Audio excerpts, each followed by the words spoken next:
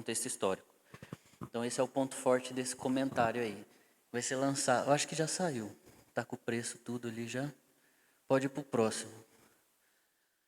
Gordon Fee também é um comentário bem pequeno, mas ele é muito bom em tudo que ele aborda. Ele é excelente. O Gordon Fee é um dos melhores teólogos que a gente tem do século XXI. E eu acho que acabou, né?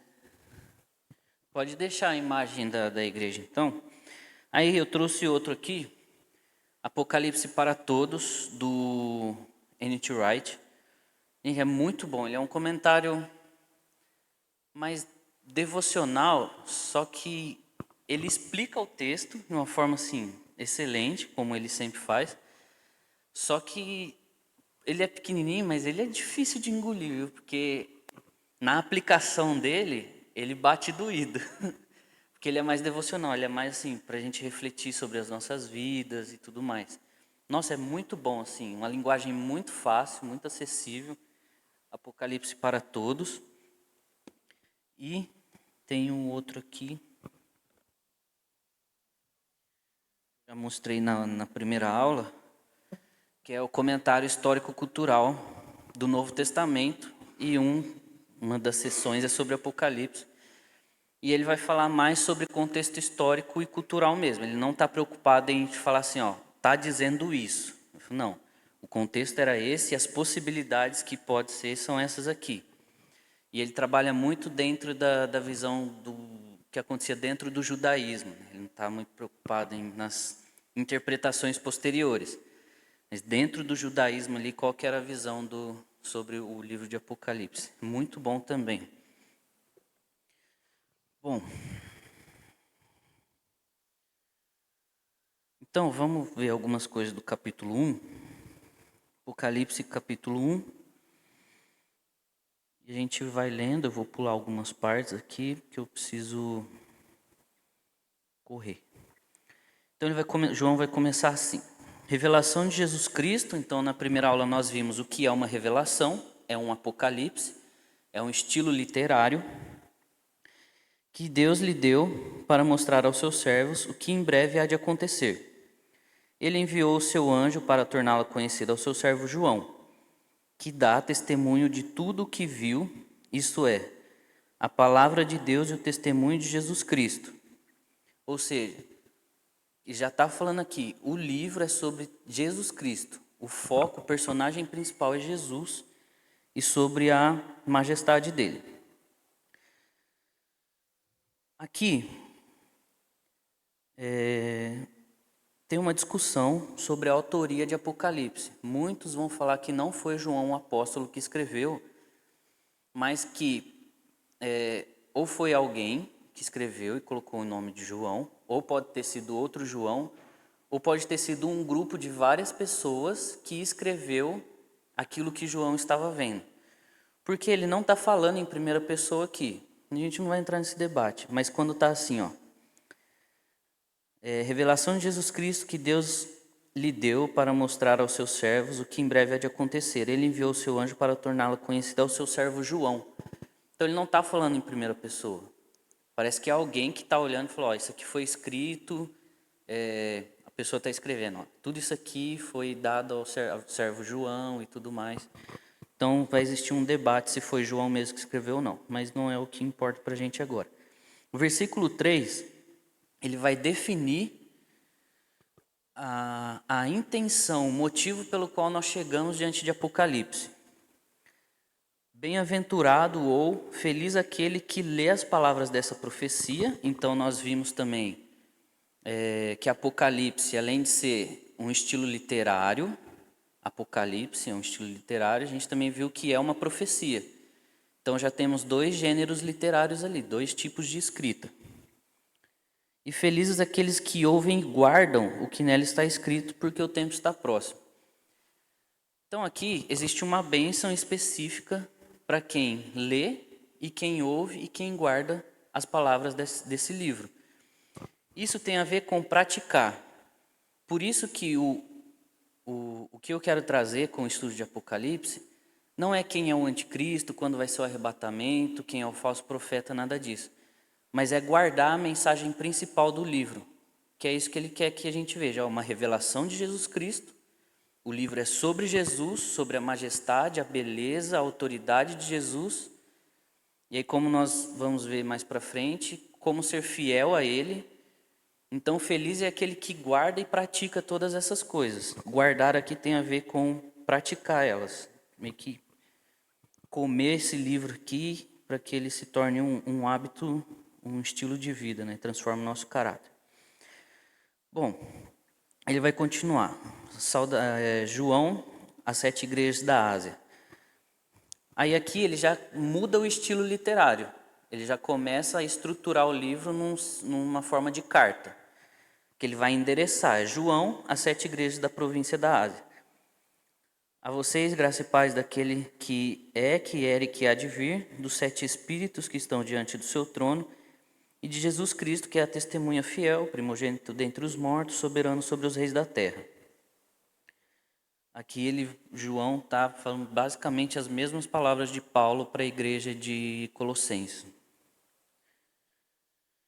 Ele nos ama, nos libertou dos nossos pecados por meio do seu sangue, nos constituiu reino de sacerdócio para servir seu Deus e Pai. A ele seja a glória e o poder para todos sempre. Amém.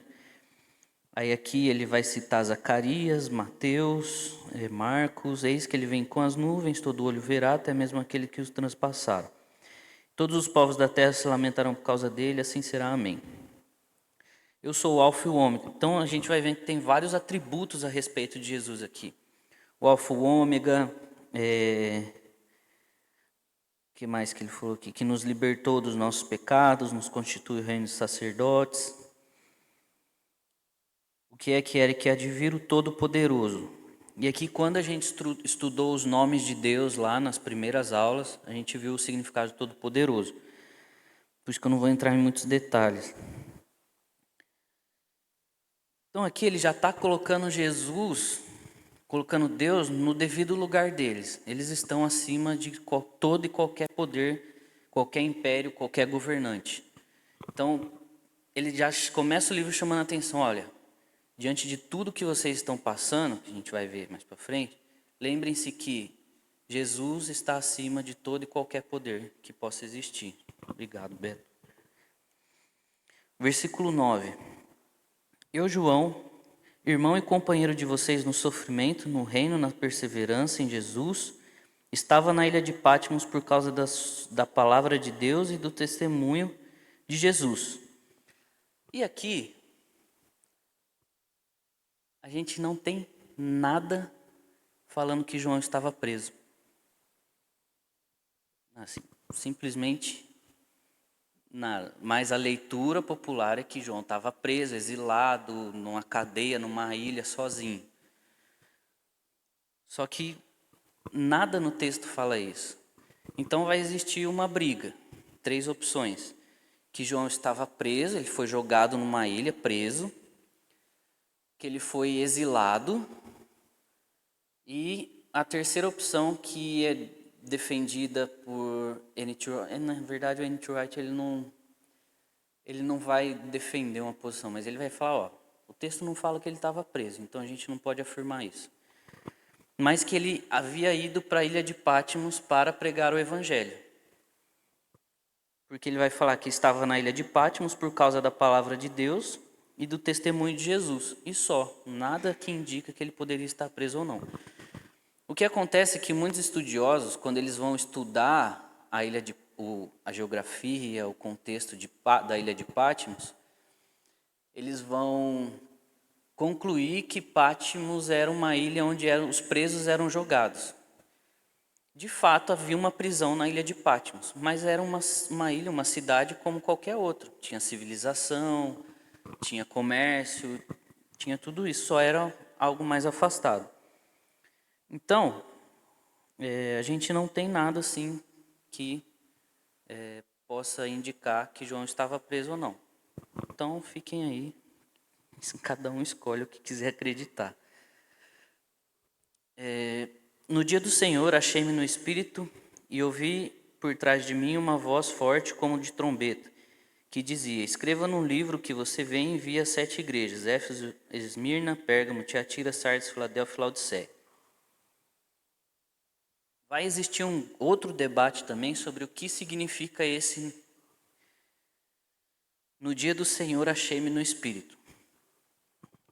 A gente vai ter, dentro de uma leitura futurista de Apocalipse, é que João estava lá na ilha de Patmos e ele foi arrebatado, assim, entrou em o que eles chamavam de os visionários. Ele teve uma visão, entrou em êxtase, foi arrebatado e tal, assim como Paulo fala que foi para o terceiro céu.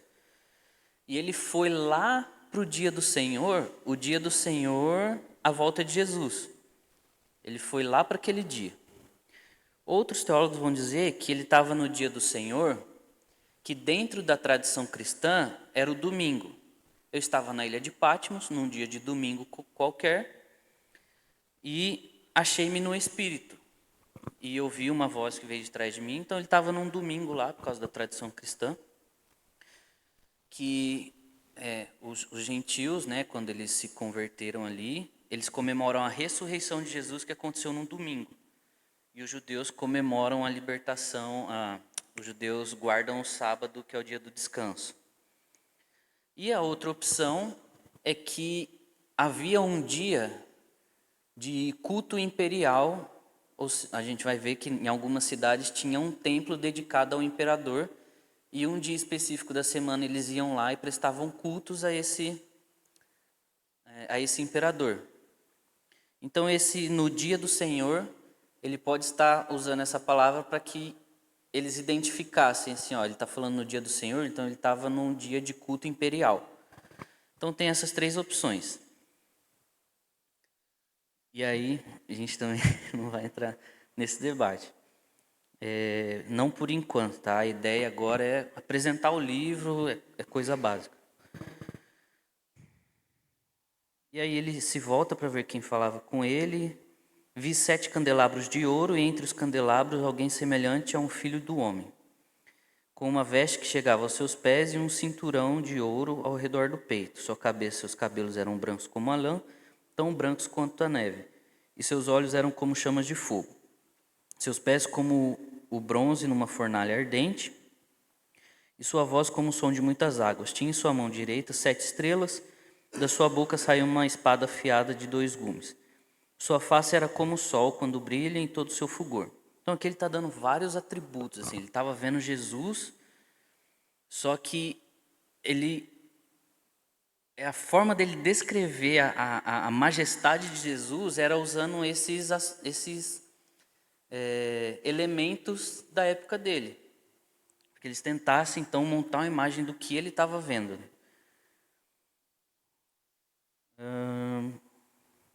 Quando vi, caiu aos seus pés como morto, então ele colocou sua mão direita sobre mim e disse: não tenha medo, eu sou o Alfa, sou o primeiro e o último. Sou aquele que vive, estive morto, mas agora estou vivo para todo sempre e tenho as chaves da morte e do Hades. Escreva, pois, as coisas que você viu, tanto as presentes como as que acontecerão. Este é o mistério das 7 estrelas. Então aqui, o que João falou antes, candelabro, estrela, Calma aí, deixa eu quando eu vi cair os seus pés.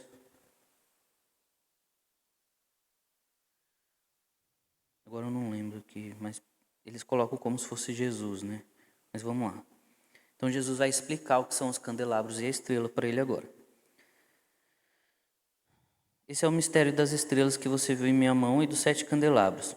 As 7 estrelas são os anjos das 7 igrejas, e os candelabros são as igrejas. Então, o que a gente tem aqui?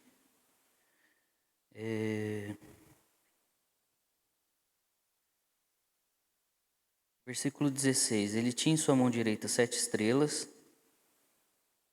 Cadê os candelabros? Lá no começo.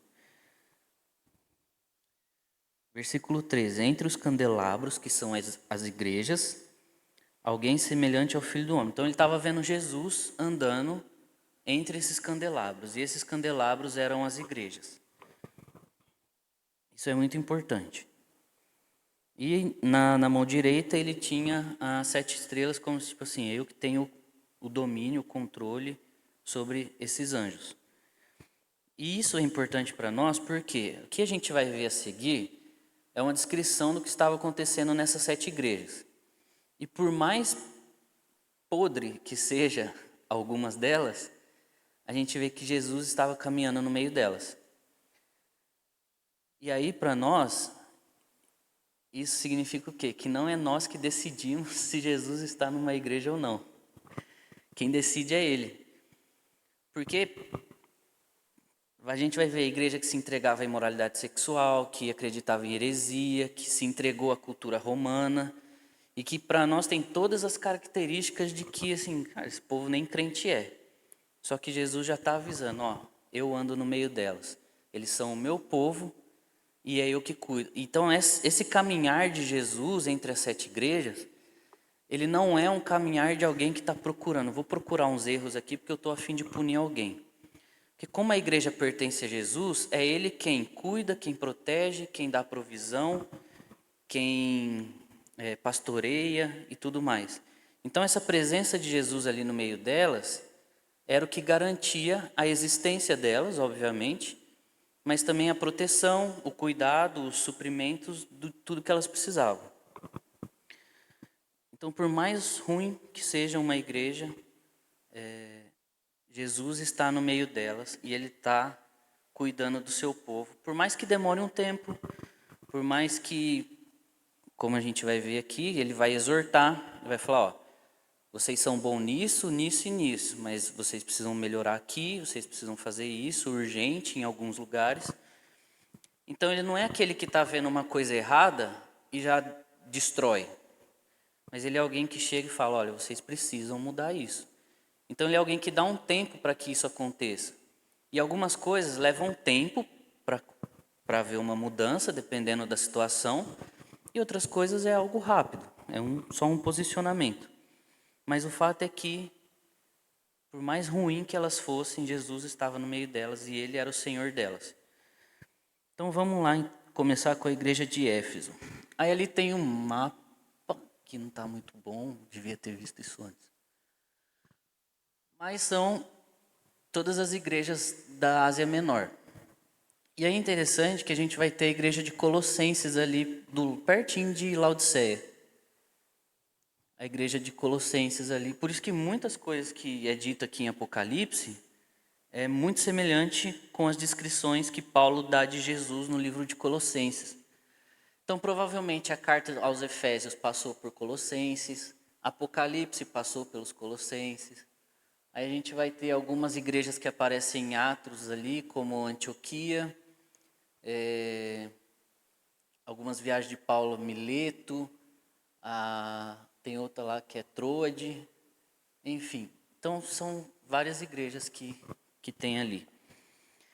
Começando, então, pela igreja de Éfeso.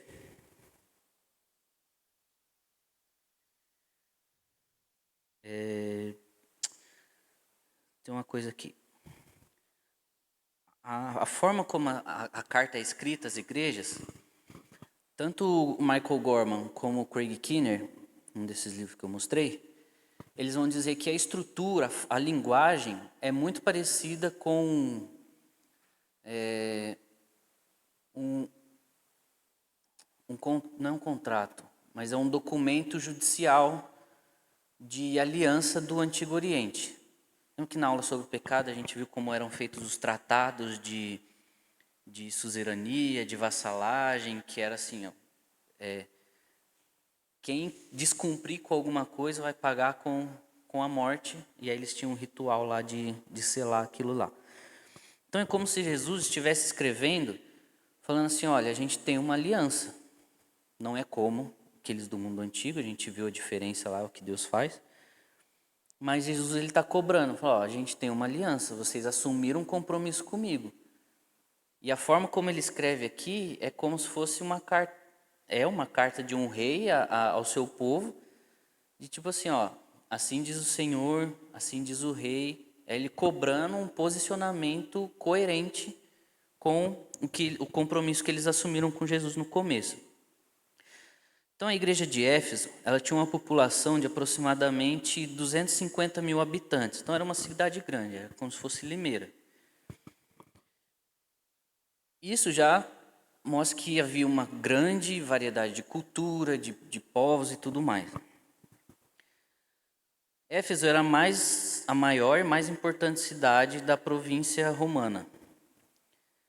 Na cidade de Éfeso tinha um templo dedicado a deus Artemis.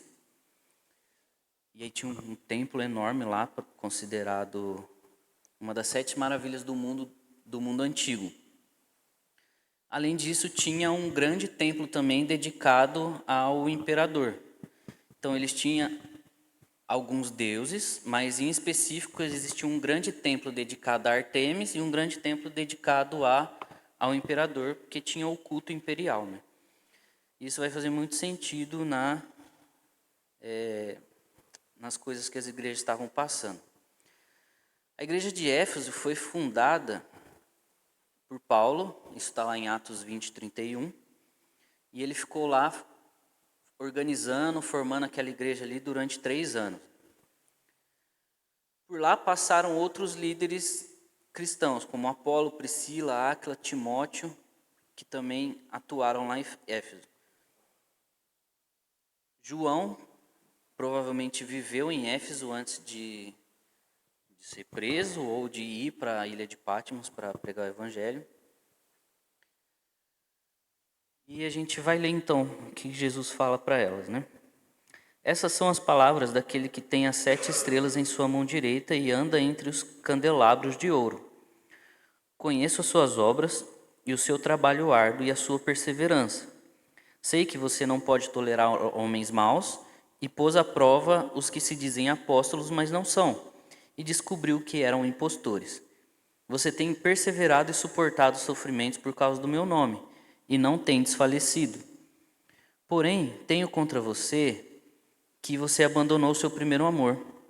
Então lembre-se de onde você caiu, se arrependa e pratique as obras que praticava no princípio.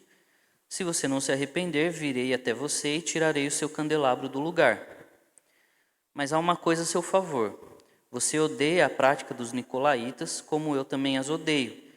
Aquele que tem ouvidos, ouça o que o Espírito diz às igrejas. Ao vencedor darei o direito de comer da árvore da vida que está no paraíso de Deus. Então vamos ver algumas coisas aí. Jesus reconhece as virtudes da igreja, é elogiada pelo trabalho árduo, a paciência e a intolerância ao mal. Ao mal no sentido doutrinário. Tinha um bom discernimento em identificar falsos apóstolos, falsos líderes, desmascarou impostores, como Paulo havia advertido eles. Se a gente for lá, vamos abrir lá rapidinho, em Atos 20, do 31 até um pouquinho antes. Deixa eu achar aqui.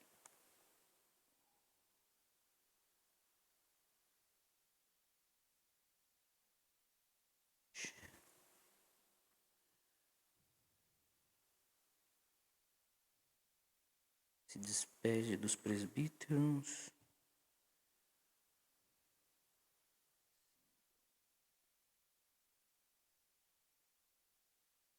Bom, em 19, capítulo 19, quando ele chega lá. E aí Paulo vai... Atos 19, quando Paulo chega em Éfeso.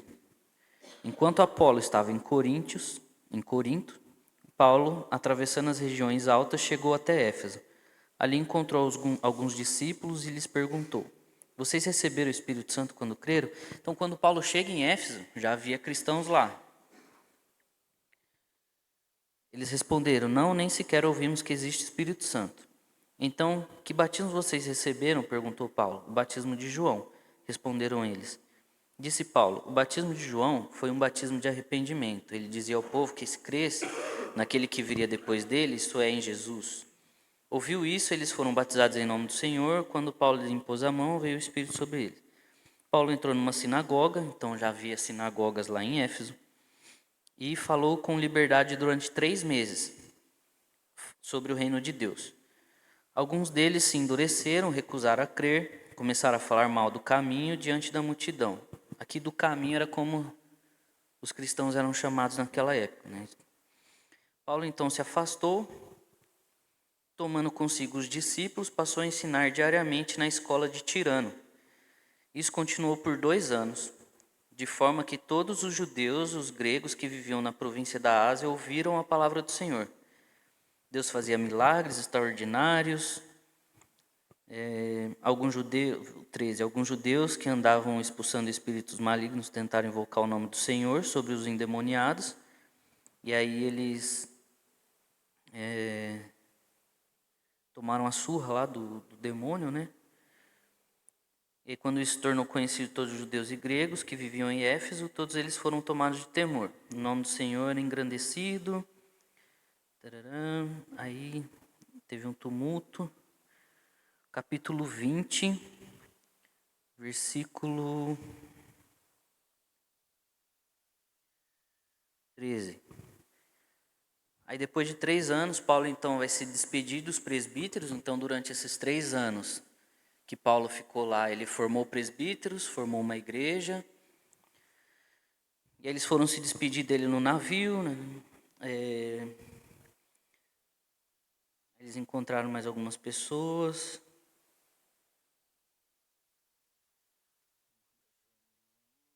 Paulo mandou chamar os presbíteros.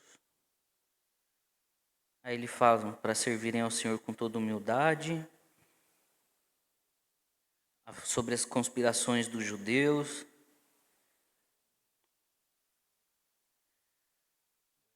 Tem um negócio aqui, cadê?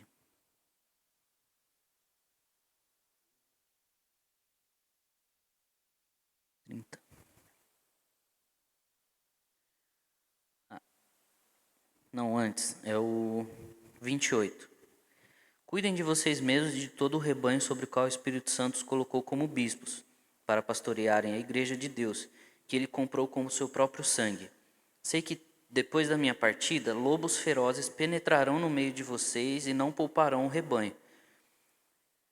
E dentre vocês mesmos se levantarão homens que torcerão a verdade a fim de atrair os discípulos. Por isso vigiem e lembre-se de que durante 3 anos jamais cessei de advertir cada um de vocês noite e dia com lágrimas. Então, parece que a igreja de Éfeso se apegou muito a isso, a identificar lobos e os falsos ensinos.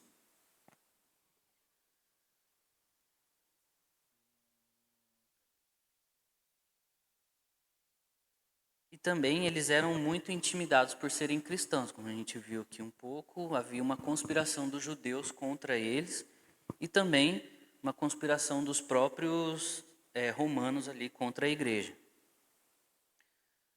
Os nicolaítas é muito difícil de identificar porque não tem assim nenhum registro exato de quem eles eram. Hoje, eles são os discípulos, os nicolaítas são os discípulos do Nicolas Ferreira, mas naquela época, eles eram discípulos de um cara chamado Nicolau. É brincadeira, tá, gente? E parece que esse Nicolau inventou uma doutrina nova lá, e só que ela era totalmente o contrário às coisas que Jesus ensinou.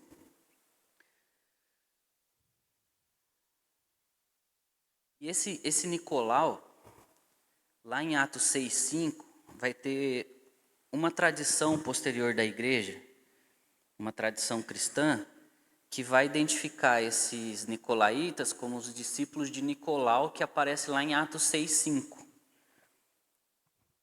Então, se alguém puder abrir lá para mim rapidinho. Já achei. Capítulo 6 aqui.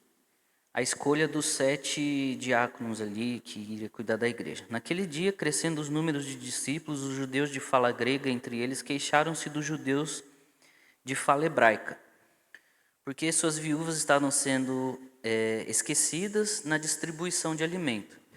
Por isso, os 12 apóstolos reuniram todos os discípulos e disseram: não é certo nós ficarmos negligenciando o ministério da palavra a fim de servir às mesas. Portanto, irmãos, escolham entre vocês 7 homens de bom testemunho, cheios do espírito de sabedoria. Passaremos a eles a essa tarefa e nos dedicaremos à oração e ao ministério da palavra. Aqui tem um negócio muito importante. Não tem nada a ver com o Apocalipse. Os apóstolos, eles precisavam pregar a palavra, porque eles tiveram contato com Jesus, eles precisavam espalhar a mensagem. Só que, como a gente viu lá em Atos, a gente não viu em Atos 2, mas como a gente lê lá em Atos 2,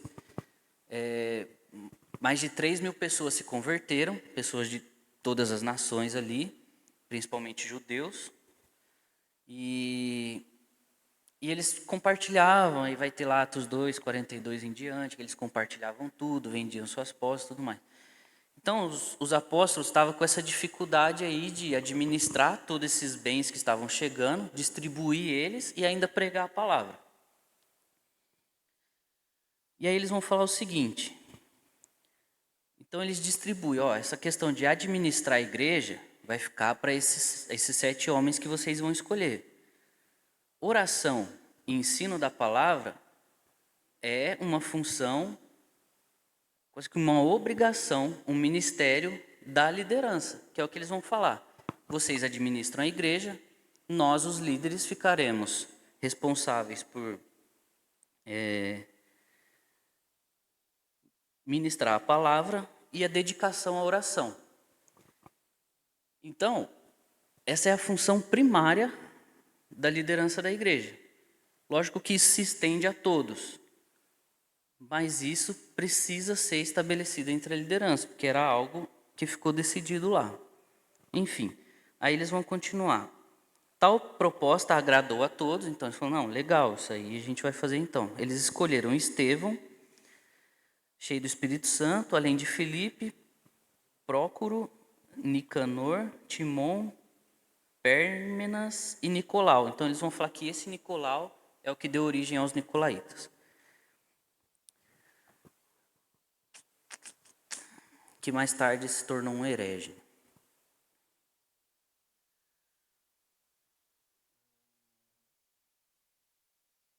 E aí qual que era a doutrina deles?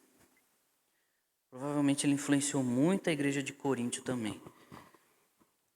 O F.F. Bruce é um teólogo que ele diz o seguinte, que Nicolau foi influenciado por um cara chamado Cerinto. Esse Cerinto, ele ensinava uma separação entre o corpo e o espírito. Era um tipo de gnosticismo. O que ele falava? Que Paulo vai combater em Coríntios. Olha, o que vocês fizerem com o corpo de vocês, não importa. Se entrega à imoralidade sexual, à idolatria, à mutilação e tudo mais. Não tem problema, porque o que importa é o espírito.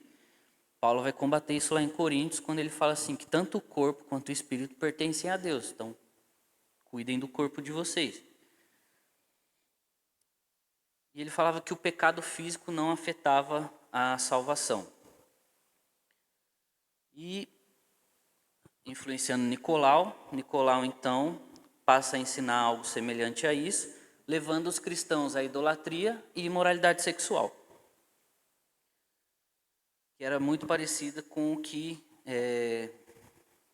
as práticas de Balaão lá, né, que induziu os israelitas a pecar contra Deus através da idolatria. Então Jesus ele expressa aqui na igreja de Éfeso um ódio muito grande contra essa doutrina dos nicolaítas. O N.T. Wright ele vai falar o seguinte, olha, não tem nada concreto sobre quem eram os nicolaítas. Então, o que a gente pode aprender com isso é que a igreja precisa tomar muito cuidado com indivíduos e com grupos de pessoas que surgem com um ensino completamente novo, com práticas que vão revolucionar a igreja, que vão mudar a igreja e que essas práticas elas ferem a ética cristã. É isso que a gente pode aprender com os nicolaítas, é isso. A gente precisa prestar atenção no que a gente tem recebido, os métodos de fazer igreja que a gente tem recebido, os ensinos e tudo mais. Se elas parecem que vai dar tudo certo, se elas fogem da ética cristã, a gente precisa tomar muito cuidado. É isso que o N.T. Wright vai falar. A perca do primeiro amor, eu falei um pouco na aula passada, mas vou falar de novo que a perca do primeiro amor aqui não é aquela perca de uma paixão por Jesus que você tem no início da conversão. Não é aquele entusiasmo, aquele, nossa, vou fazer de tudo agora, vou subir no telhado de ponta cabeça por Jesus. Ele vai falar que a perca do primeiro amor, dentro do contexto do significado de amor naquela época, e o que ele vai falar posteriormente aqui de abandonou o primeiro amor, lembre-se de onde você caiu, arrepende-se e pratique as obras que praticava no início. Então ele está comparando aqui amor com obras. E, os cristãos naquela época eles se destacavam em cuidados uns com os outros, em hospitalidade, em proteger uns aos outros, em prover a necessidade dos outros, o que a gente chama de amor. Amar tem, sim, é uma palavra que resume um monte de coisa. Então, quando ele fala assim, vocês abandonaram o primeiro amor, é que eles focaram tanto em discernir quem eram os falsos apóstolos, os falsos líderes, os ensinamentos falsos, que eles esqueceram de praticar o amor uns com os outros. E ele fala, vocês precisam voltar para isso. Precisa, lógico, identificar e negar os falsos ensinos, mas vocês precisam praticar o amor, o cuidado uns com os outros, o que a gente vê lá em Atos.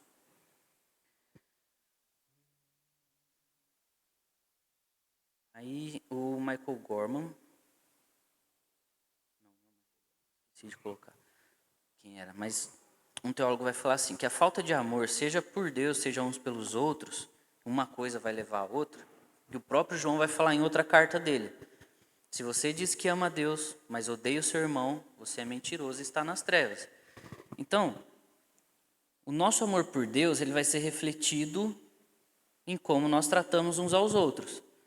Então, se a gente trata uns aos outros mal, é porque tem algum problema no nosso relacionamento com Deus e vice-versa.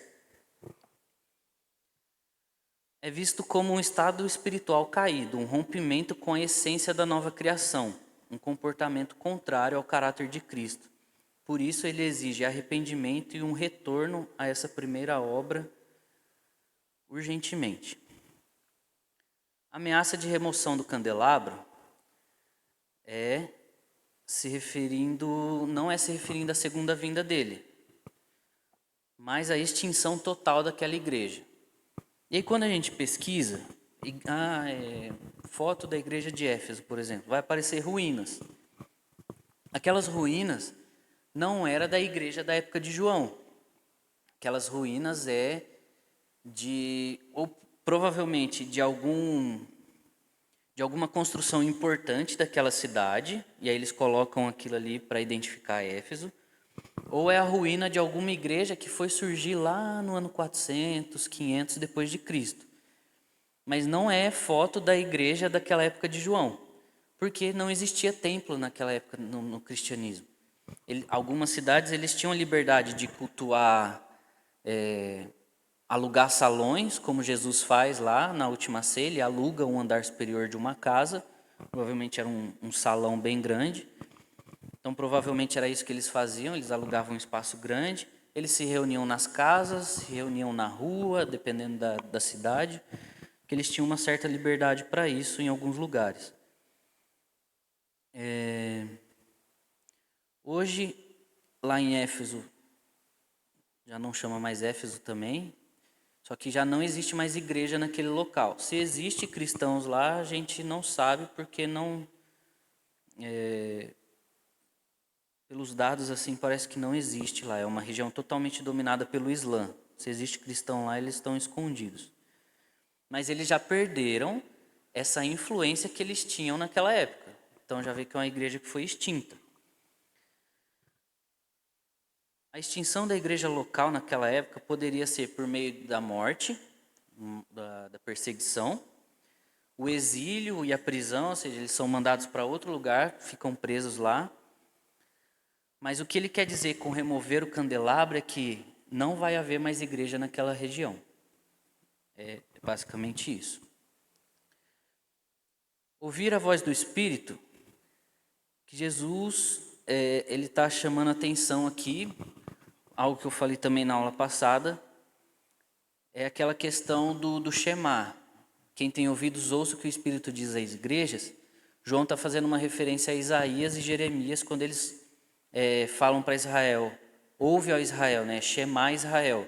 Prestem atenção no que eu estou falando. E o contexto é totalmente de idolatria. Então a gente vê aqui Éfeso, que a falta de... Tem um salmo que vai falar assim, que se tornem como eles todos os que o adoram. Ele tem mão, mas não se mexe, tem boca, mas não fala e tudo mais. E aí, alguns teólogos vão interpretar o seguinte, que a idolatria, ela nos torna parecida com os ídolos. Ou seja, a falta de amor aqui, na igreja de Éfeso, era uma condição de idolatria, onde eles tinham boca, mas não falavam, tinham mão, tinham pés, mas não usavam para ajudar o próximo. Então é nesse contexto, assim, como se eles fossem estáticos, assim, eles não estavam mais exercendo o amor uns com os outros, é como se eles fossem um objeto de adoração. Então tem a ver com idolatria, assim como ele vai chamar a atenção também para as outras igrejas, quem tem ouvidos ouça e tudo mais. Então tem o contexto de idolatria. A promessa aos vencedores, ela oferece aquele que resiste à influência corrupta do Império Romano ou do mundo para nós, é comer da árvore da vida. Um símbolo, aí como a gente viu na aula de Gênesis, a árvore da vida tinha um significado de fonte da vida, seja vida eterna, saúde, vitalidade, uma vida prolongada. Ou seja, aqueles que deixarem essas práticas e voltar para mim, vão comer da árvore da vida. Então a gente vê que é algo oposto às consequências deles continuarem naquela prática. Se eles continuarem, eles serão removidos. Mas se eles permanecerem fiéis, eles vão comer da árvore da vida. Seja quando Jesus voltar, ou seja agora. Jesus, é Deus quem é a fonte da vida. Ou seja, aquela igreja só existe se eles permanecerem em Deus.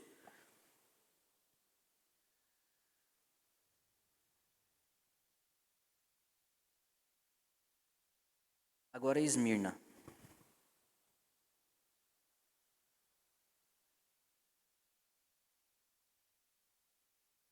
Esmirna tinha aproximadamente 100 mil habitantes. Era a segunda maior cidade, a mais bela da Ásia. E era muito conhecida pela sua fidelidade a Roma.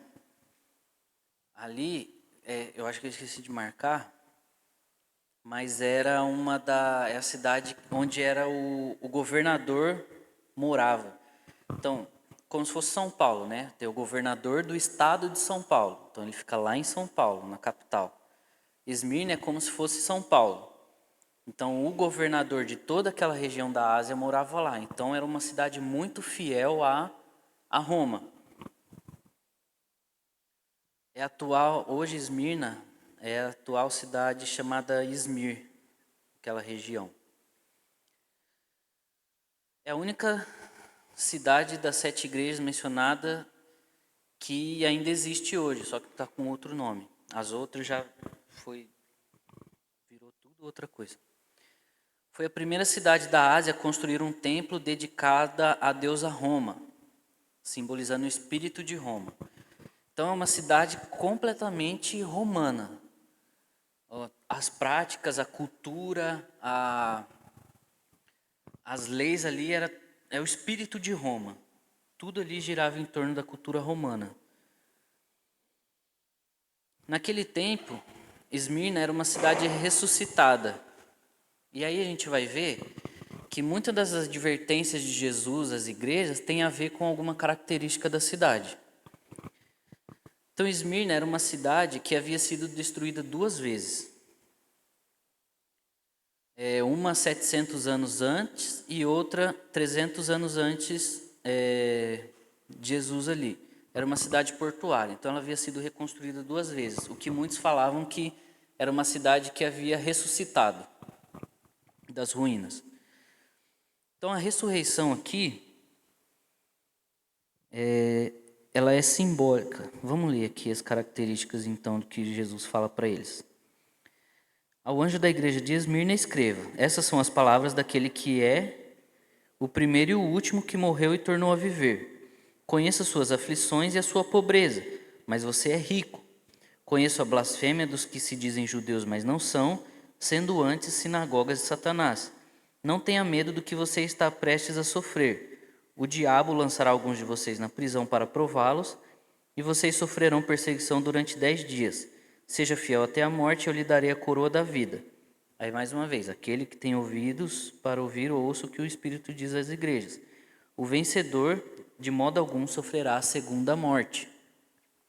Então tudo isso tem a ver com a característica da cidade. A cidade foi destruída 2 vezes, Jesus fala que aquele que vencer não sofrerá a segunda morte. Vai falar da coroa da vida, ou seja, por mais que eles sejam fiéis e morram, eles vão ressuscitar. Então tem tudo a ver com a cidade.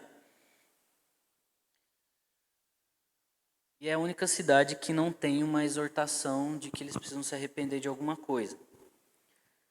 Então a fidelidade em meio à tribulação é que os cristãos de Esmirna estavam sofrendo tribulação e pobreza devido ao contexto social deles.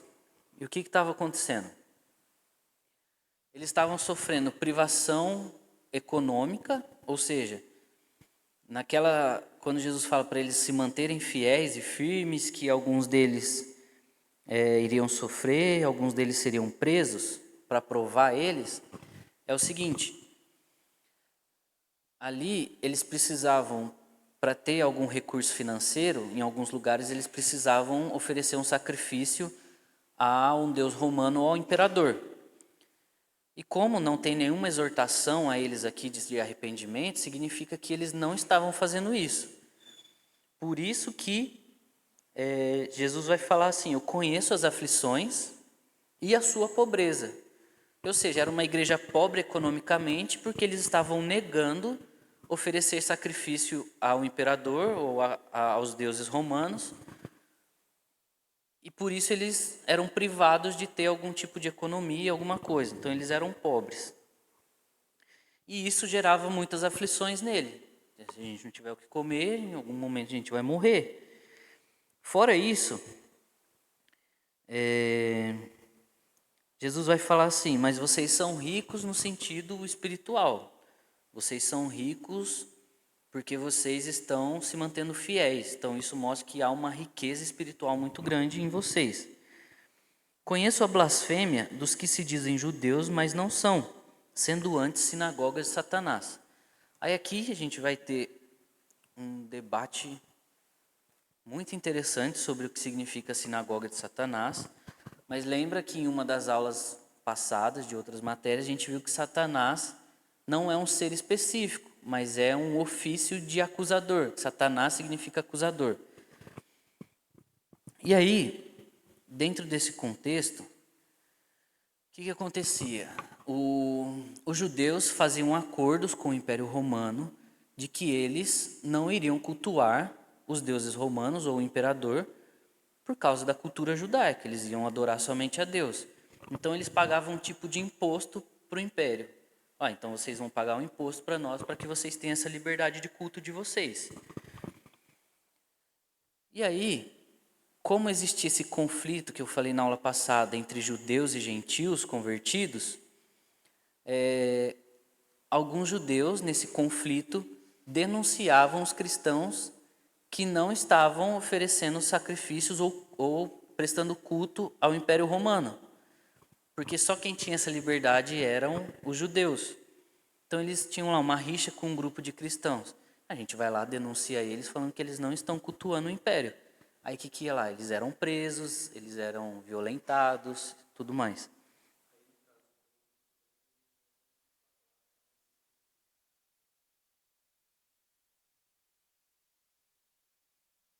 Isso, em Esmirna. E aí, por causa dessa fidelidade, eles estavam prestes a sofrer, alguns seriam presos.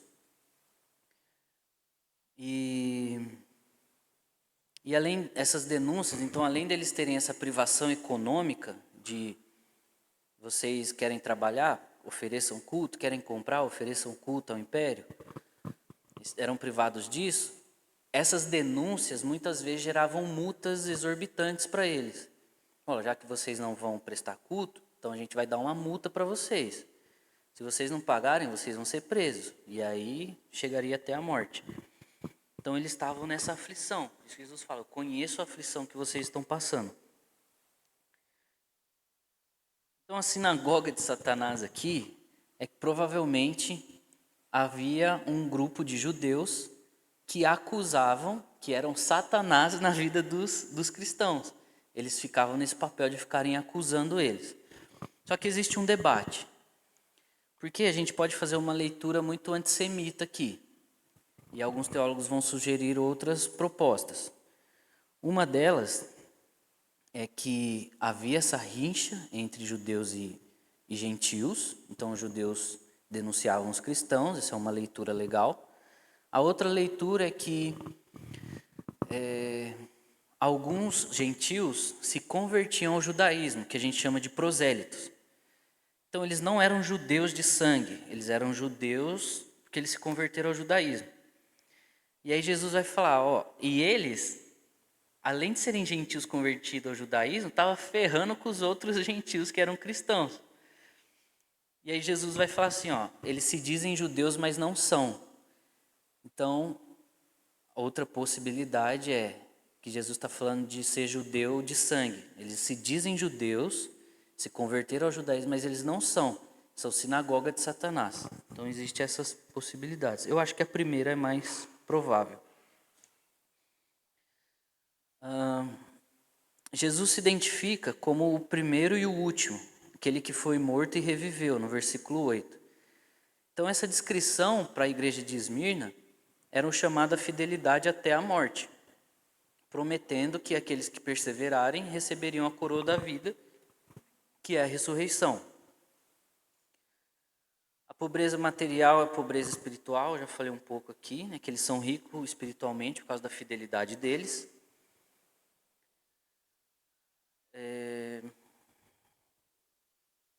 Sinagoga de Satanás, já falei. Tribulações futuras e o papel do diabo. Um aviso de perseguição futura, que eles não deveriam temer o que iria acontecer com eles. A perseguição seria instigada pelo diabo, que lançaria algum deles na prisão. Isso tem muito a ver com o que acontece lá nos juízos lá, de perseguir os cristãos, de matar eles e tudo mais. E a perseguição é vista como uma provação espiritual, onde os cristãos são chamados a manter a sua fidelidade mesmo diante da morte. Essa provação de 10 dias, alguns vão interpretar literalmente, ou seja, durante 10 dias vocês vão ser muito perseguidos, vai sofrer muitas coisas, e outros vão fazer uma leitura simbólica desses 10 dias, dizendo que são um período de 10 anos, algum período histórico aí. A promessa da coroa da vida, Jesus não promete livrar eles da morte, mas promete a vida eterna, né, a ressurreição. Isenção da segunda morte, que lá no capítulo 20 a gente vai ver sobre a segunda morte. Então percebe que depois que acaba as 7 igrejas, não começa um assunto isolado delas. Lá no capítulo 20 ele vai voltar de novo nisso que ele está falando para Esmirna sobre a segunda morte. É como se ele estivesse explicando para Esmirna, a segunda morte que eu vou falar lá na frente tem a ver com isso que eu estou prometendo para vocês. Vocês não vão passar por ela. Isso significa que mesmo que eles sofram a morte, eles vão receber a coroa da vida, que é a ressurreição, e eles não vão passar pela condenação eterna, que seria a segunda morte aí. Pérgamo.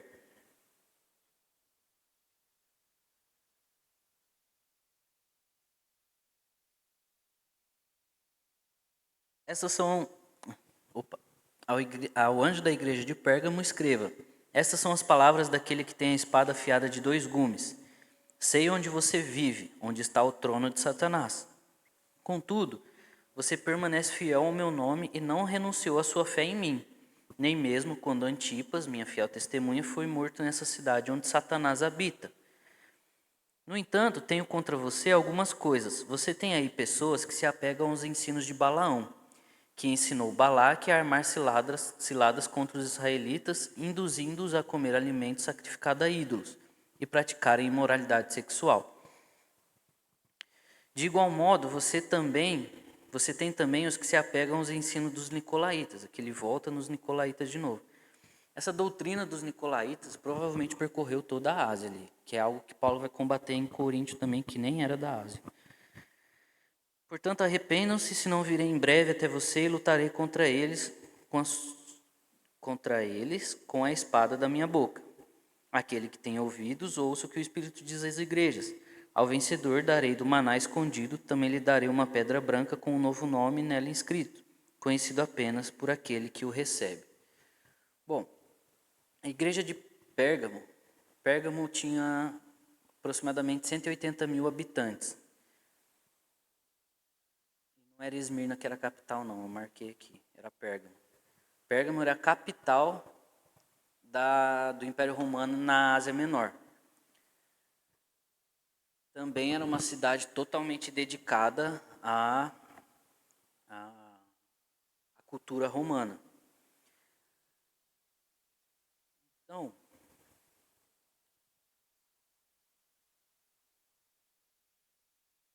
não está certo. Esmirna, capital, era onde morava o governador daquela região. Pérgamo é como se fosse Brasília, a capital de todo o império ali na Ásia. E cadê que eu escrevi aqui? Então, é como se Ásia fosse São Paulo e Pérgamo fosse Brasília, a capital também daquela região. Então, já era um lugar onde quem governava ali estava acima do governante daquela outra região. Bagunçado tudo isso aqui. Centro cultural e religioso. Pérgamo possuía a segunda maior biblioteca do mundo, com mais de 200 mil volumes escritos, ficando atrás de Alexandria, lá no Egito.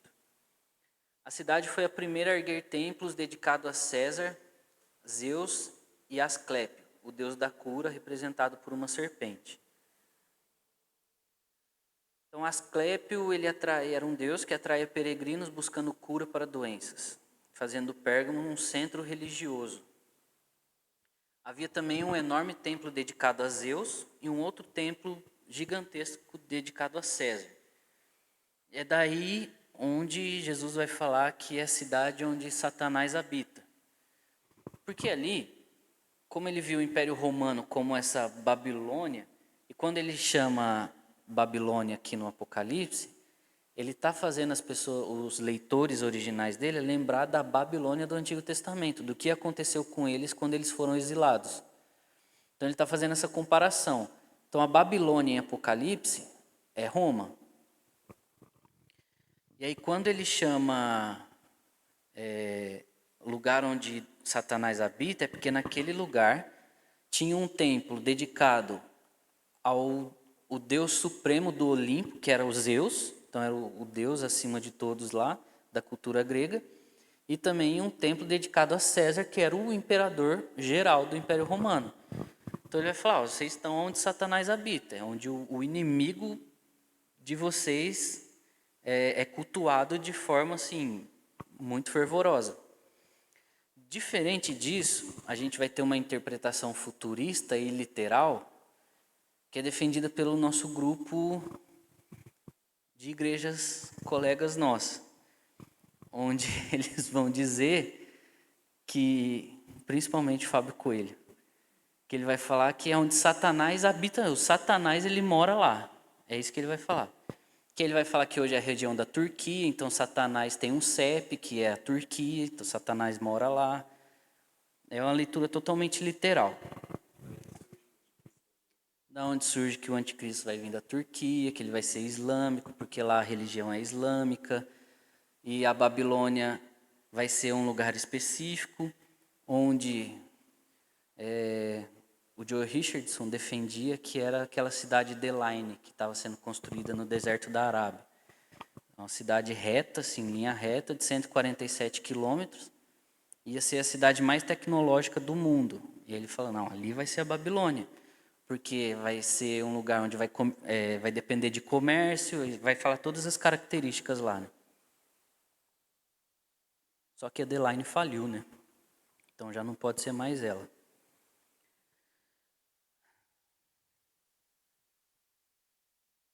Então ali, o trono de Satanás, onde está o trono de Satanás, onde ele habita, é porque ali era o lugar de culto a Zeus e a César, os dois maiores deuses da época ali que competiam com, com Deus. Eles vão falar que tinha um mártir ali, Antipas, né? Que eles permaneceram fiéis e tal. E ao ponto de Antipas, a fiel testemunha, ser morto naquela cidade. No entanto, tenho contra vocês algumas coisas. E aí, ele vai falar, a espada de Cristo de 2 gumes.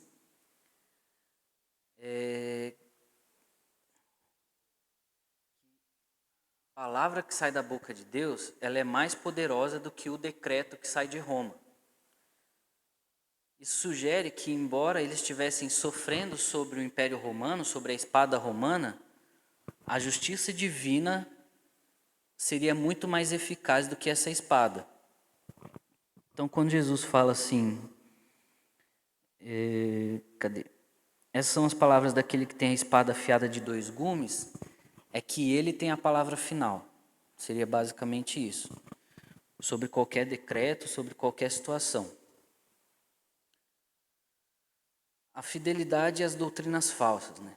A igreja é elogiada por manter o nome de Cristo e não negar a fé, apesar dessas pressões. No entanto, havia alguns membros daquela igreja, alguns cristãos naquela cidade, que estavam aderindo às falsas doutrinas, né? Como os nicolaítas e a doutrina de Balaão.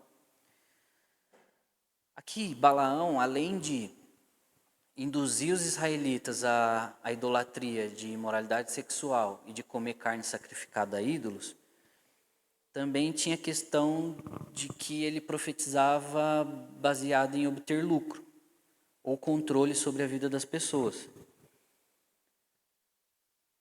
Então pode ser que alguns cristãos ali dessa igreja passaram a ensinar coisas falsas para obter dinheiro.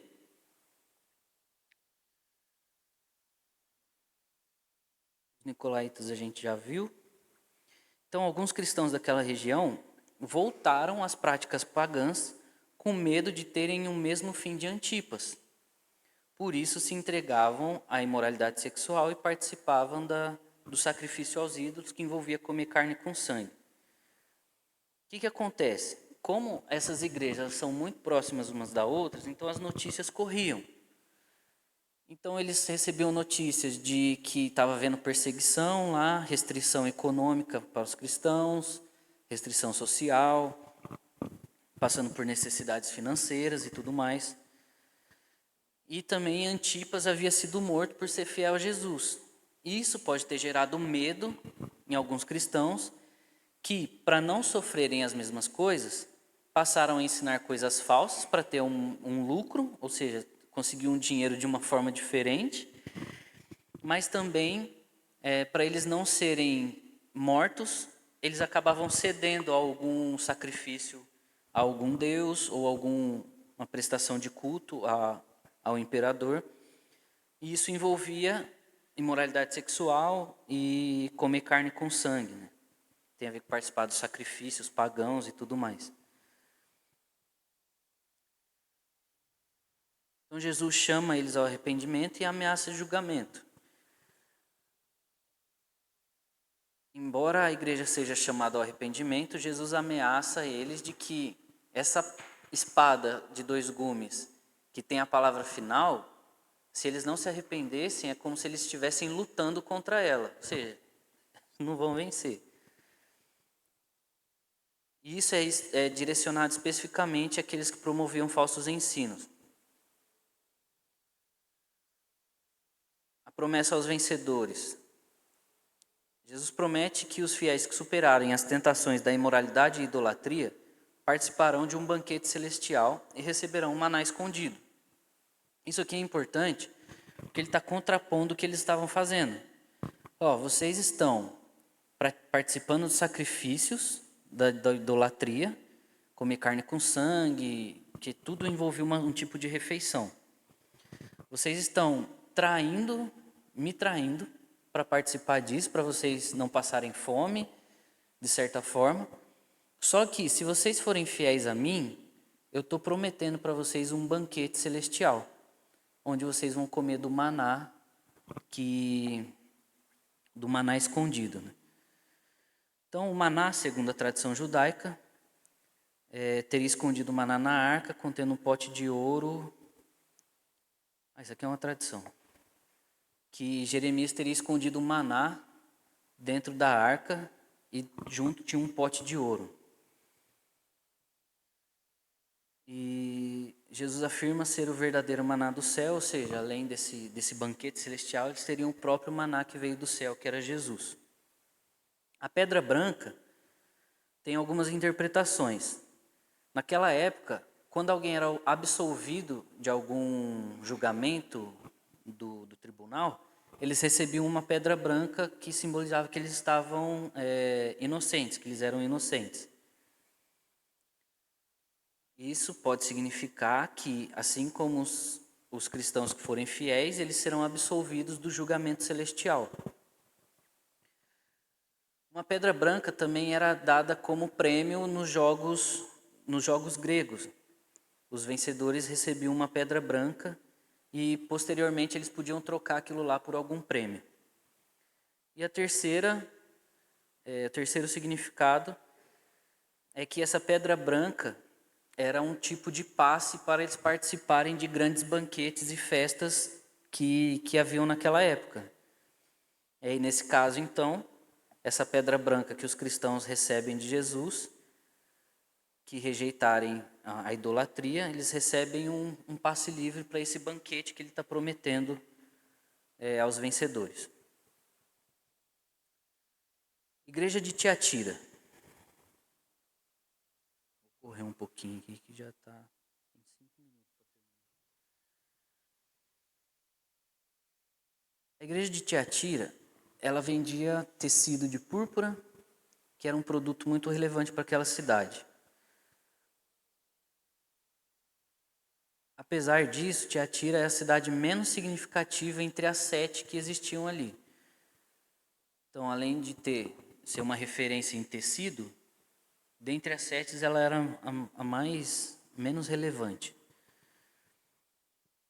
A importância comercial, né, e os desafios que os cristãos passavam ali. Vamos ler então a igreja de Tiatira. Estas são as palavras do Filho de Deus, cujos olhos são como chamas de fogo e os pés como bronze reluzente. Conheço as suas obras, o seu amor, a sua fé, o seu serviço, a sua perseverança, e sei que você está fazendo mais agora do que no princípio. Então, é uma igreja já que estava fazendo muito mais do que no princípio, diferente de Éfeso. Começou bem e estava terminando mal. No entanto, contra vocês tenho isto: vocês toleram Jezabel, aquela mulher que se diz profetiza. E aqui Jezabel não é um nome, mas ele está falando, lembra do personagem de Jezabel lá no Antigo Testamento? O que eu quero trazer para vocês é o que ela fazia e é o que está acontecendo com vocês aqui agora. Com seus ensinos, ela induz os meus servos à imoralidade sexual, a comerem carne sacrificada aos ídolos. Eu dei tempo para que ela se arrependesse da sua imoralidade, mas ela não quer se arrepender. Então, essa exortação aqui é algo que era recorrente. Jesus já havia, em algum outro momento, exortado ela. Provavelmente era alguém que se dizia cristã, mas havia se corrompido e estava ensinando algumas coisas que levavam os outros cristãos à imoralidade sexual e à idolatria, né? Jesus vai falar, eu já dei tempo para ela se arrepender, ou seja, eu já exortei ela uma vez. Ela não está se arrependendo. E aí Jesus vai falar qual é o fim dela agora. Por isso, vou fazê-la adoecer e trarei grande sofrimento aos que cometem adultério com ela, a não ser que se arrependam das obras que ela pratica. Matarei os filhos dessa mulher. Então todas as igrejas saberão que eu sou aquele que sonda as mentes e os corações e retribuirei cada um de vocês de acordo com as suas obras. Aos demais que estão aí, A vocês que não seguem a doutrina dela e não aprenderam, como eles dizem, os profundos segredos de Satanás. Olha, isso aqui é muito parecido com o Mastral, né? Porque o que ele está falando aqui? Aos demais que estão em Tiatira, a vocês que não seguem a doutrina dela e não aprenderam, como eles dizem, os profundos segredos de Satanás. A gente vê que tem um grupo de cristão que o foco deles é ensinar os mistérios de Satanás. Os demônios, como eles fazem e tudo mais. Parece muito com isso. A vocês que não estão seguindo esse ensino, não porei outra carga sobre vocês, tão somente apegue-se com firmeza ao que vocês têm, até que eu venha. Aquele que vencer e fazer a minha vontade até o fim, darei autoridade sobre as nações. Ele as governará com cetro de ferro, as despedaçará como um vaso de barro, e eu lhe darei a mesma autoridade que recebi de meu Pai.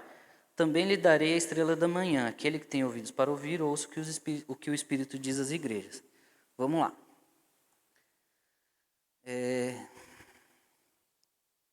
Ali, para os cristãos sobreviverem em Tiatira, era por meio do comércio. A principal fonte deles era o comércio. Então, o que acontecia? A mesma coisa que acontecia em outros lugares. Para eles conseguirem trabalhar, eles precisavam oferecer um tipo de sacrifício.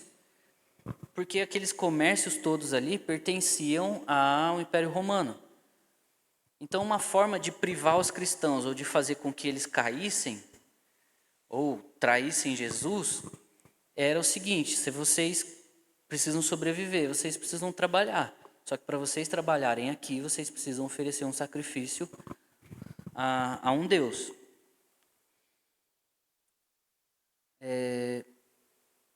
Então isso envolvia rituais idólatras, algo que os cristãos eles não poderiam fazer.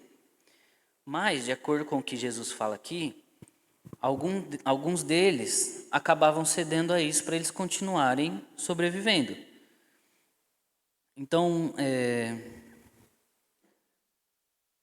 da mesma forma como a igreja anterior, eles tinham medo do que estava acontecendo com outros cristãos, eles não queriam sofrer a mesma coisa, então eles acabavam oferecendo um sacrifício ali para eles ficarem de boa, para não acontecer nada com eles. Eles acabavam se entregando a esses rituais, né? Porque isso fazia o quê? Dava liberdade para eles trabalharem e ter alguma condição financeira. E também, sim, alguma liberdade social, né? De ficar andando ali. E é daí que muitos começam a seguir Jezabel. Que Jezabel provavelmente era essa profetisa que se dizia cristã e que ela começou a ensinar algo que era o seguinte: não tem problema vocês cometerem imoralidade ou fazer alguns sacrifícios aqui, não tem problema. Então eles faziam isso com ela para não fazer diretamente ao império, como se fosse feito algo entre os cristãos, para que eles para que a sociedade ali visse, né, os habitantes ali vissem eles cometendo essas coisas, falar, eles não são, eles estão fazendo alguma coisa. É por isso que muitos começaram a seguir Jezabel, né? Para não seguir o império, eu vou seguir esse serzinho aqui. Então, esse contexto de para você trabalhar, você precisa oferecer um sacrifício, levou a essa pressão de muitos cristãos precisavam comprometer a fé deles em busca de sustento. E para manter o conforto financeiro e o sossego social ali, um tipo de paz, muitos deles acabavam traindo Jesus ali, deixavam de ser fiéis a Jesus, para conseguirem esse tipo de coisa. Sobre Jezabel, ensinava práticas idólatras, imoralidade sexual, e se envolvia com esse tipo de coisa com os membros da igreja. Uma doutrina muito parecida com a de Balaão, mas nesse caso era uma mulher e não um homem que estava cometendo isso. A doutrina dela pode ter sido promovida como uma forma superior de entender a graça de Deus. mas Cristo classifica como os profundos segredos de Satanás, que ele vai falar no versículo. Os olhos de fogo, pé de bronze, os olhos simbolizam julgamento infalível e os pés representam a força irresistível, como o bronze, que aí na descrição aqui vai falar, vai pisar, vai esmagar as nações, por isso que ele usa esse elemento do pé de bronze, né? Ele promete julgar a mulher Jezabel, essa profetisa, e todos aqueles que seguem ela. A virtude da igreja é que, apesar dessa influência de Jezabel, eles tinham o amor, o serviço, a fé e a paciência. E as obras, essa prática deles estavam crescendo. Isso distingue eles da igreja de Éfeso.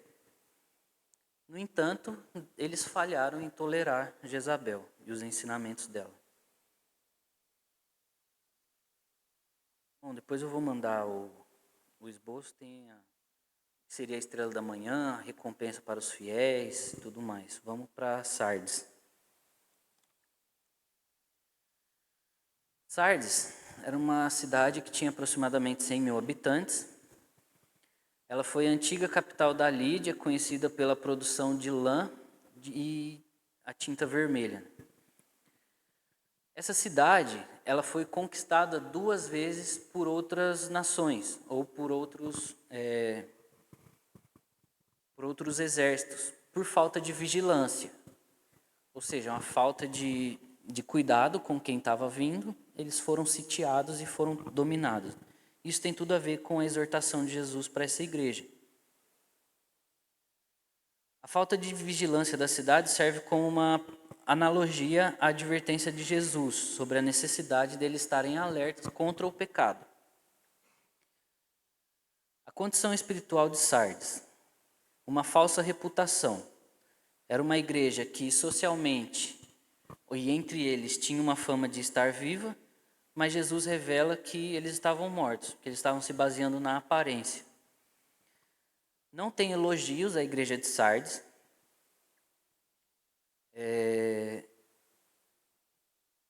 Aí vai falar das obras, né? Haviam obras, mas Cristo considera elas incompletas. O motivo para a imperfeição das obras não é especificado, mas existem duas hipóteses. Falta de amor naquilo que eles faziam e a ausência de uma fé genuína. As advertências de Jesus, necessidade de vigilância,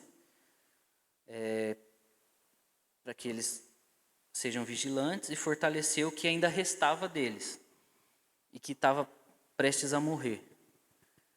Chamado ao arrependimento. A igreja é chamada a lembrar como havia recebido e ouvido a mensagem no início e voltarem a ela. E sem arrependimento, Jesus viria como um ladrão, como está descrito aqui, a gente já vai ler, inesperadamente. Ou seja, da mesma forma como essa cidade foi tomada 2 vezes por outras nações, por falta de vigilância, se vocês não se tornarem vigilantes, não se arrependerem do que vocês estão fazendo, vocês vão ser destruídos que vocês não vão nem ver. A hora que vocês prestarem atenção já foi tarde demais. Tinha um pequeno grupo, no versículo 4, que não contaminaram as vestes, permanecendo espiritualmente puros. Os demais estavam apegados a status social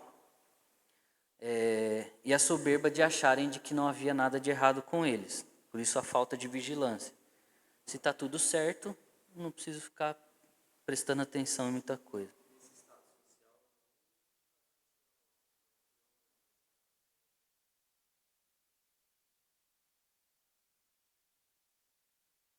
É o que eles imaginavam ser, mas tinha também que eles não... Deixa eu ver aqui. Eles não sofriam pressão nenhuma, que dá um indício aí de que eles cediam muitas coisas para continuar com essa paz. Então eles faziam tudo que era permitido para eles. Por isso que Jesus vai falar, ó, o que resta de vocês aí, se vocês não tomarem cuidado, vocês vão ser destruídos.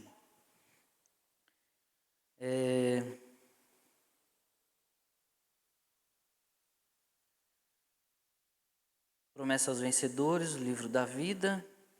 Alguns interpretam que o livro da vida inclui o nome de todas as pessoas vivas e a remoção representa a morte física e não a condenação, naquela época lá, né? Outra interpretação vê essa passagem como uma advertência hipotética, não contradizendo a doutrina da perseverança do santo. Aqui a gente vai entrar na discussão lá de calvinismo e arminianismo.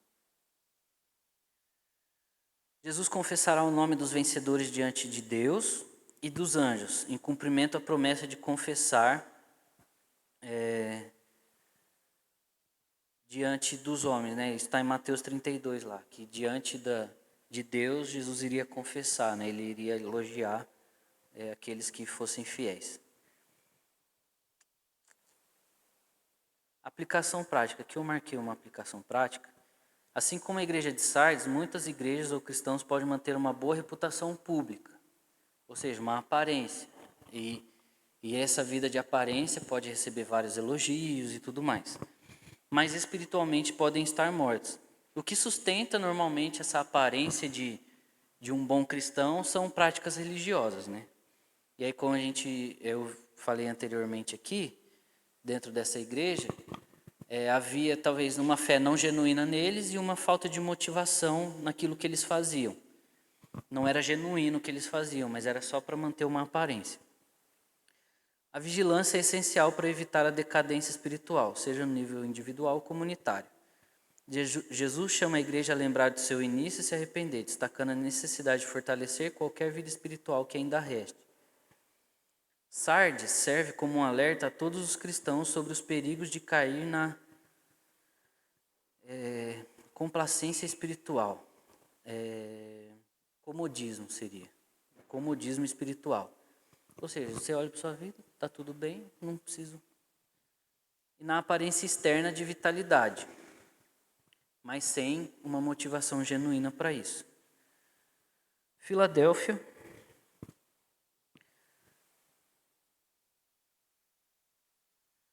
Uma cidade com uma população bem pequena, não tem o número exato de quantos habitantes havia naquela época, mas ela era pequena em relação a habitantes por causa dos terremotos que haviam lá. Muita gente decidiu ir embora. Não vou ficar sofrendo terremoto aqui à toa. E muita gente foi embora. 17, no ano 17 depois de Cristo, Filadélfia foi destruída por um terremoto e foi reconstruída, mas muita gente decidiu não voltar. Embora ela seja pequena, ela permaneceu fiel a Jesus. É uma igreja que também não tem advertências. O propósito, então, de escrever a igreja de Filadélfia é que ela foi enviada para encorajar a igreja em meio às dificuldades que eles estavam passando. Intimidações por serem cristãos. Eles também sofriam de privação econômica, ou seja, para trabalhar eles precisariam trair Jesus. E difamação também. Havia uma perseguição dos judeus contra a igreja ali. Estavam causando problemas a eles também. E Filadélfia. Vamos ler aqui e a gente vai ver algumas coisas. Ao anjo de Filadélfia escreva: essas são as palavras daquele que é santo e verdadeiro, que tem a chave de Davi. O que ele abre ninguém pode fechar, e o que ele fecha ninguém pode abrir. Conheço suas obras. Eis que coloquei diante de você uma porta aberta que ninguém pode fechar. Sei que você tem pouca força, por serem pequenos, mas guardou a minha palavra e não negou o meu nome. Veja o que farei com aqueles que são sinagoga de Satanás e que se dizem judeus e não são, mas são mentirosos. Farei que se prostrem aos seus pés e reconheçam que eu o amei.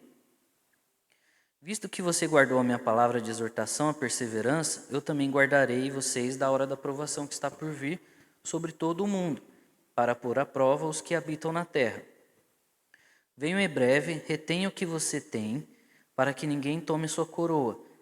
Farei do vencedor uma coluna no santuário do meu Deus, e dali ele jamais sairá. Escreverei nele o nome do meu Deus e o nome da cidade do meu Deus, a nova Jerusalém, que desce do céu perante Deus. E também escreverei nele o meu novo nome, Aquele que tem ouvidos para ouvir, ouça o que o Espírito diz às igrejas. Essa porta aberta pode ser que por causa do testemunho deles, esses judeus estavam encontrando favor divino. Então Jesus ele abriu essa porta para que esses judeus reconhecessem, como ele fala aqui, que Jesus estava com eles. Sinagoga de Satanás já expliquei outra vez.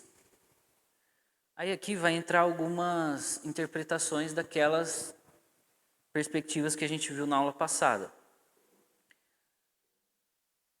Essa promessa que Jesus fala aqui diz respeito à tribulação sobre toda a terra, que ele fala, é a grande tribulação que João vai falar aqui na frente, mais para frente.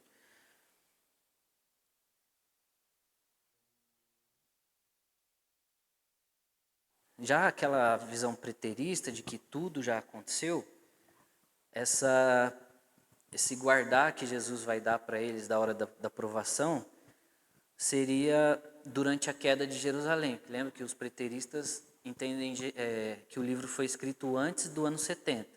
Então ele está falando, vai chegar um momento, vai haver uma pressão muito grande do império, Jerusalém vai ser destruído, mas eu vou proteger vocês. É isso que os preteristas entendem.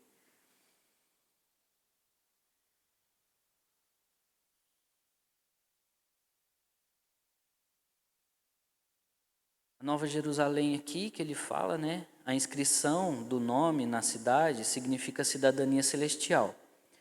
Uma referência a Jerusalém do capítulo 21. Segurar a coroa, né? Que eles falam, não deixe que ninguém tome a coroa de vocês. E tem uma recompensa para isso, é que o vencedor será feito uma coluna no templo de Deus. Uma metáfora de estabilidade e permanência. Só que, nessa interpretação que eu falei para vocês, das igrejas colegas nossas, eles veem isso como uma coluna no templo, é que quando Jesus voltar, estabeleceu o reino dele em Jerusalém, esse coluna no templo é que, dependendo da nossa fidelidade a Jesus, nós iremos morar mais perto de Jerusalém. Então, quanto mais fiéis nós formos, mais perto lá de Jerusalém nós vamos morar. E aqueles super cristãos vão ser colunas do templo, ou seja, eles vão morar dentro de Jerusalém para estarem mais próximos de Jesus.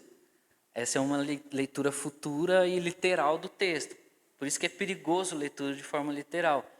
Porque o que significa aqui, coluna do templo de Deus, é que eles terão uma estabilidade. Não tem como eles serem abalados novamente. É uma promessa de que eles não vão mais sofrer o que eles estão sofrendo. Vai haver uma estabilidade ali para eles.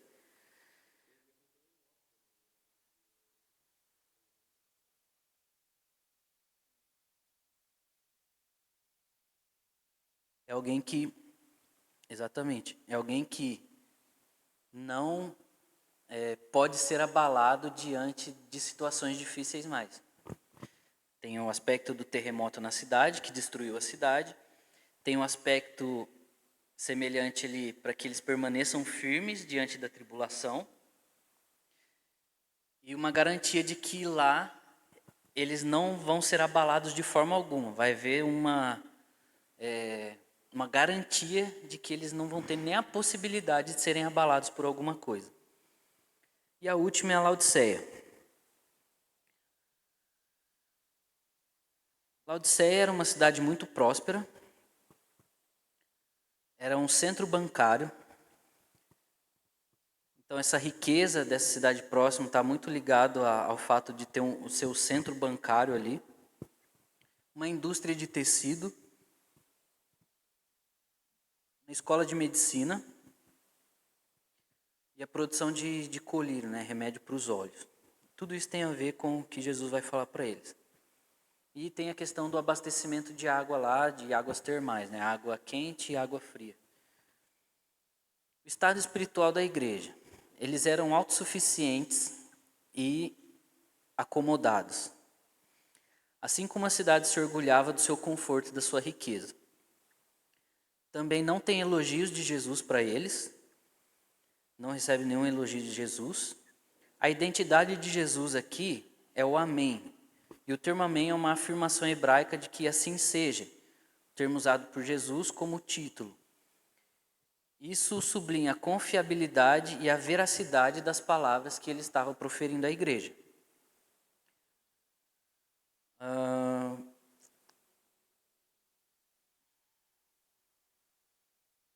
Faz uma referência a Colossenses aqui, né? Como Jesus como Criador. Soberano sobre a criação de Deus. Então tem a ver com isso aqui. Aí tem as advertências, né? Nem frio nem quente.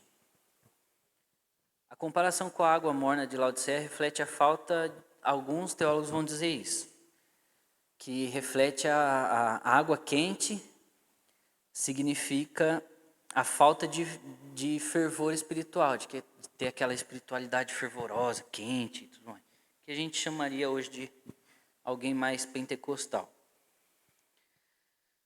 O desejo de Jesus é que eles preferiam que eles fossem frios, ou seja, já que vocês não têm essa espiritualidade quente, era melhor que vocês fossem frios, ou seja, era melhor que vocês nem fossem cristãos. Isso é o que alguns teólogos vão dizer. Outros, como o Koster, esqueci o primeiro nome dele, um comentário de Apocalipse em inglês, ele vai falar sobre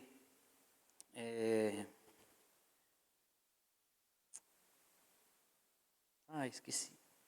Deixa quieto. Só que o Michael Gorman e outros teólogos, eles vão dizer o seguinte, que no contexto ali, água quente e água fria eram coisas boas, diferente dessa interpretação anterior de que a água fria seria ruim. É como se fosse uma oposição a Jesus. Que o que Jesus está combatendo é a mornidão, ou seja, não é nem fria e nem quente. E para eles, a água morna é uma água que você não bebe. Você não bebe uma água morna. Você bebe uma água fresca, uma água gelada e tudo mais. E a água quente serve para outras coisas, mas a água morna não serve para nada. Então, tanto a água fria como a quente, elas são boas, mas a água morna não serve para nada. E esse morno aqui, o Michael Gorman vai falar que se refere à autossuficiência deles. Laodiceia, segundo o Michael Gorman, é uma igreja que não tinha comunhão com Jesus. Por isso, eles cediam a todas as pressões que apareciam para eles. Se vocês quiserem trabalhar, vocês precisam oferecer um sacrifício, eles iam lá e ofereciam, cometiam imoralidades e tudo mais. Eles participavam de tudo que era oferecido para eles, para que eles continuassem com essa estabilidade social e esse acesso a tudo que a cidade tinha para oferecer. A única solução para eles era deixar Jesus entrar, por isso que vai falar, é isso que bato a porta. Ele fala, né? Não tô...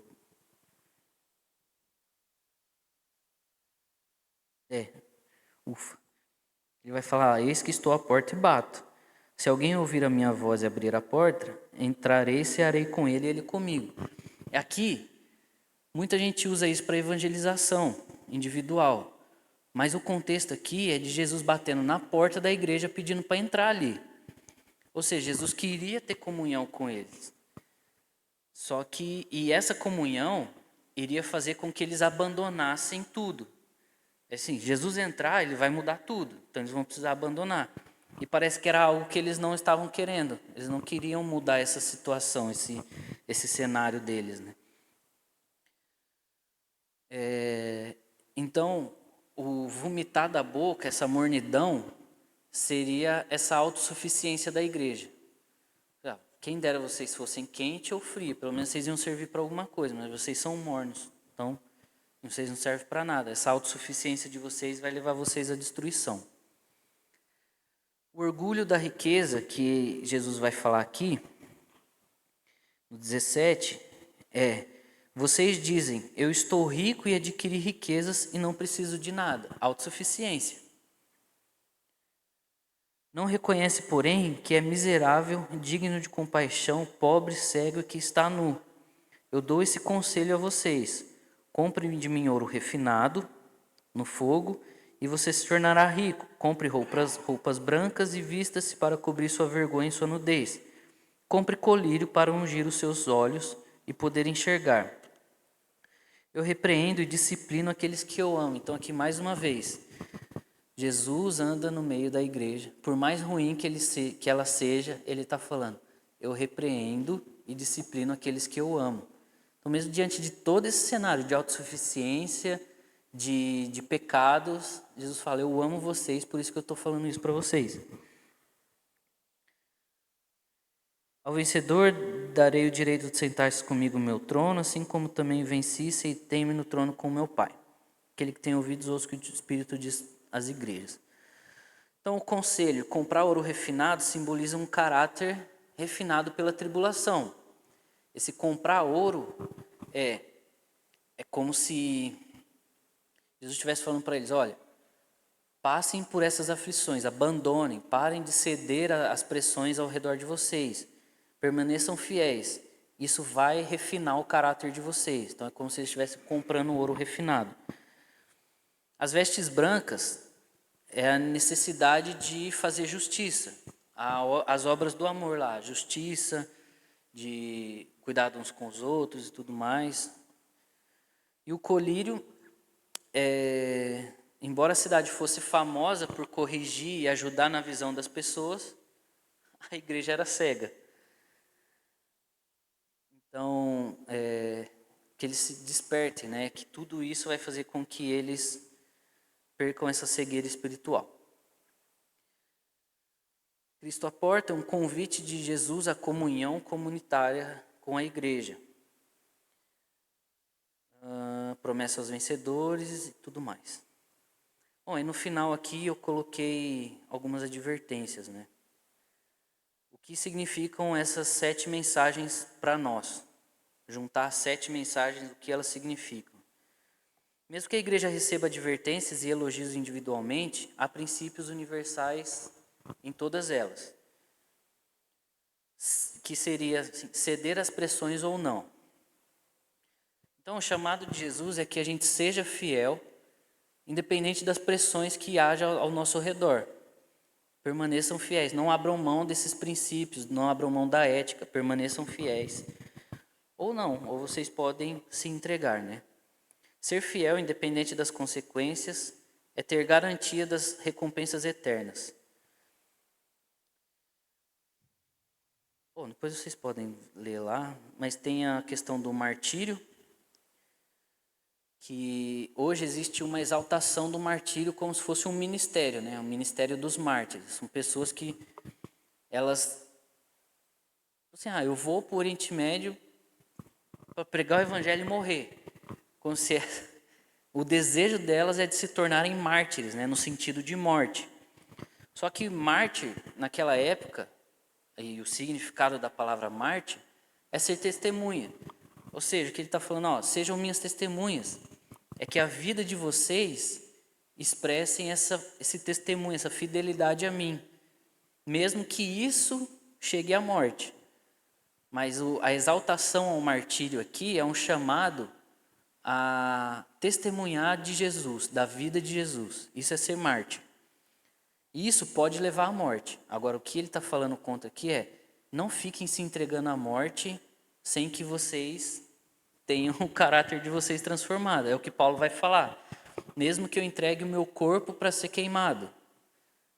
Se eu não tiver amor, isso não vai valer de nada. Ou seja, não adianta você querer ser um mártir. Na verdade, você vai ser um suicida. Você vai se matar, mas a sua motivação é que você se torne um ícone na história, seja lembrado. Enfim.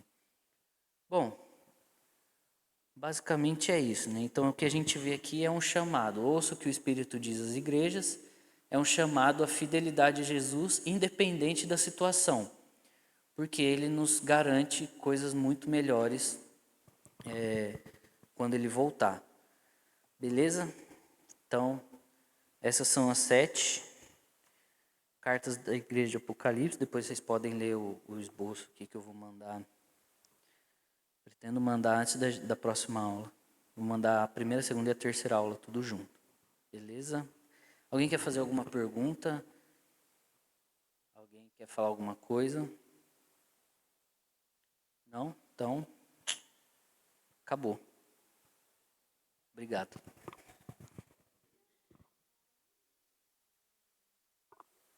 Que momento abençoado tivemos juntos. Agradecemos de coração por você ter participado da nossa live hoje. Esperamos que a palavra de Deus tenha tocado profundamente o seu coração e que você tenha se sentido mais próximo dele.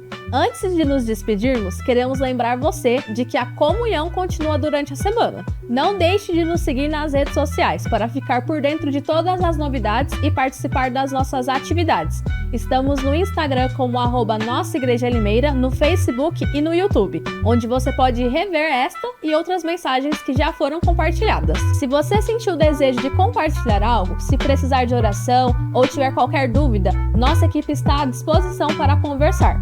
Nos envie uma mensagem no WhatsApp ou um direct no Instagram. Queremos caminhar junto com você nessa jornada de fé. E não se esqueça, nos vemos novamente no próximo domingo, às 10, para mais um culto abençoado. Que a paz de Deus esteja com você e sua família durante toda a semana. Muito obrigado pela sua presença. Que Deus te abençoe e até a próxima.